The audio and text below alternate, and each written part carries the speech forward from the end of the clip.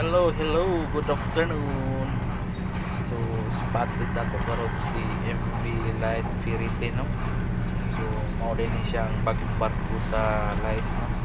Mao ni siyang bago lang gibisingan dito sa Tagbilaran, Bohol, no? So, ang biyahe dahil niya ni Light Ferrite, Cebu, Tagbilaran, Larina, Larina to Plaridel, no? Dito sa Misamis Occidental sa Mindanao. So nilabay na sila karon, oras na to karon 1:46, no? So ato gud sila na ispatan karon. So amping mo diha mga sir, no? Labi na sa mga atong mga crew diha sa MV Light Ferrite. So maayong paglawig ninyo diha.